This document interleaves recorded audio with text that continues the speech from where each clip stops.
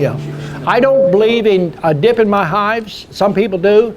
I don't believe in using the chemicals to preserve the wood. You know, I don't use glue on my hives, and I have hives. I have students who actually I pointed out. If you're going to do this on a commercial basis, if you get 5 to 7 years use out of a box, you got your money's worth. I have boxes on my property, and I could date a minimum of 27 years old. Wow. Glued, not glued, stapled and used. Kelly's seen them. I think Ron's seen them. Several of my students have been here. You know, I need to burn them. The reason I can date them is when I lived in South Georgia, I ran so many hives in the early 70s. I branded my Social Security number, which back then we didn't have as many bee thieves. So, and mentioning bee thieves, that's another reason Stephen brings his stuff to my house as a pickup point. He don't want people to go to his bee yard, so he has same problems. You know, I lost 100, 150 hives in one night in front of my house. So, it happens. So you got to press on. Does anybody else got any kind of question? Yes. Glue? I do not glue. Okay, if you glue a frame and you use your hive tool improperly, and on the side of the frame there's a spot like this, it's a spacer. And if you use your hive tool wrong and you split that, you will never take the top off and the bottom off.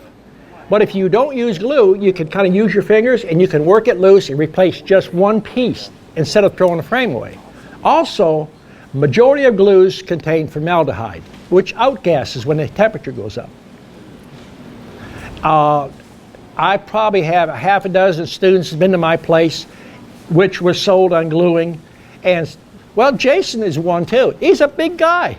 I put staples in a brand new frame and I told him, hold your hands out and pull it apart. And he was grunting. If he can't do it, the bee sure can do it. So if you got to use a crowbar to pull your frames up, that's telling me you're not in your hive, you're not working your hive. I work my hives the majority of the time with my fingers. I stick my fingers between the frames and I move the frames and pull them out. If anybody doubts it, they can ask any student that's been to my place. Yes? Your boxes that are 27 years old, yes. What kind of wood are they made out of? Wood is made out of pine, whatever. Wow. Free wood. Free wood. Anything. That's the best kind. That's the best kind. Yes, And you don't paint them. Do I what? You don't paint them. Yes, I'd like to paint them. Painting is time. If I got a student or somebody wants to trade time out for some lessons, I'd do that. I would love them all to be painted. I'd love them all to look pretty. Kelly's got a pretty yard. It's all nice and white. It looks real professional.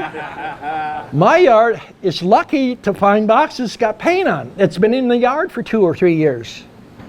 See, I have to go to my out yards and I have to bring everything that's not in use to my yard, hope it gets painted in February or January. If it doesn't, no paint or not, it's going out to make money. Paint ain't going to make me money. Yes?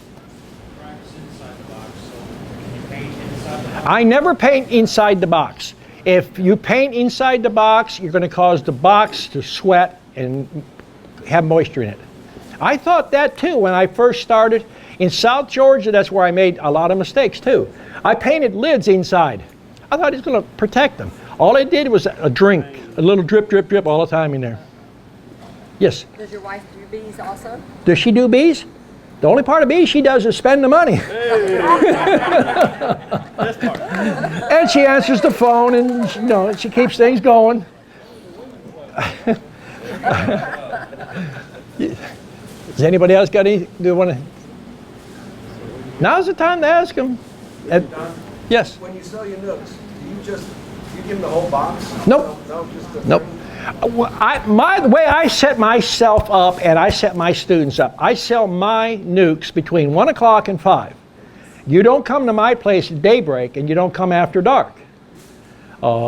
Because if you want to make money, the bees that are out from 12 o'clock to 5 are foraging bees. When I sell that nuke, the first thing I do, I don't tell the customer and I don't show the customer. When I'm done, I walk to a hive and I don't even look for a queen. I open the box, shake the bees off, and I throw that frame of honey in that box.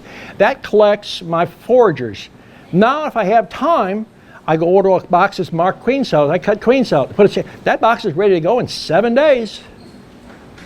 So can't do it, right? I got those field bees. It's got to be 3 months. Well, as soon as you got that queen hatched out, now what do you need? Brood. I go to hives. That's why I got a blackboard up here to show you how to take a nuke and turn it, double your money in 7 days. The techniques that I'm trying to tell you is, people, oh, that's so simple, it can't work. It works, it's easy, no one wants to teach it to you. But you sell that original nuke all summer, you sold the spot that that box has rented on at least 50 times for one nuke. And it sounds unbelievable, but ask him firsthand. Ron was a doubter when he first come. I mean, it's so simple, it can't work. I'm not trying to sell you nothing. I'm trying to educate you. I want you to educate other people. All right, there's an old super. You can see by the color of it and everything, the paint. That one's at least 12 years old. That came from one of our out yards. We was pulling honey one year. If you want to do honey, I'll teach you to do honey. I mean, all right, I did a class on marking queens. I don't like to mark queens. You want to learn to mark queens. The first thing I do with students that's coming that want to do this is you start catching drones and learn to mark drones. Then I move you up onto the next step. You catch workers and you hold the worker and you mark the worker without getting stung. And you put it in a cage. And the next thing we do is we move on to the queens. You want to mark the queen just like that without getting the eyes painted, without getting the wings painted. And that's where the gallon of water comes in handy. Wash your hands each time so you don't have propolis on. If you got a speck of propolis on there and you hit the wing just right, you can pull part of that wing off or damage the wings. The queen will not lay right. And never, in my belief, there's people out there don't agree with a lot of things I tell you, never mark a virgin queen. Wait till she's laying for at least 3 days. But you see, I can mark them. There's where, you know, sometimes I have fun with people. They want to bet with me. I'll bet with them. I made a quick $100, plus I sold the queen for $35. There it is, queen going in. Whenever you pick queens up, if you squeeze the abdomen too much, you can kill the queen or you can paralyze her. And I actually have an eyewitness to it, where a queen, hit the ground, said it was dead. And I put it in my hand, let it warm up, and I barely blew on it. And what happened, Kelly? Resurrect the queen. You're a miracle worker too. I'm not. This queen's worth more than is a live one. It's a queen lure. I save old queens and why throw them on the ground? It's the best queen lure you can get. That's back in the bee lab. We had students out there. Here's where I'm working hives, and you see, I got a bee on me. A lot of times people are, in their mind, afraid of the bees. Get over the afraid of them. I know, we see probably some of these before. That, I believe, is either a queen or it's a queen cell that was put between frames. When you put queen cells between frames, always try to put them at a 45 or pointing down. And when you cut cells on the tail end or the bottom side of it, make sure that the bottom side doesn't come above the top bars, because if you put your top bar, your lid on, you're going to push it down. And when you cut the cell out, the queen cell is hanging this way.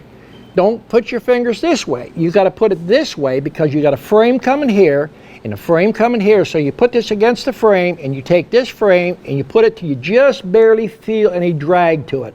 Then you take your fingers and look at the cell and just barely move the frame.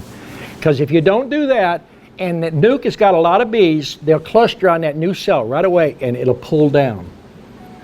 And if you got honey up there, best thing to do is take your thumb and make an indentation. And then do the same technique. This is where we shake bees. That's one of the students.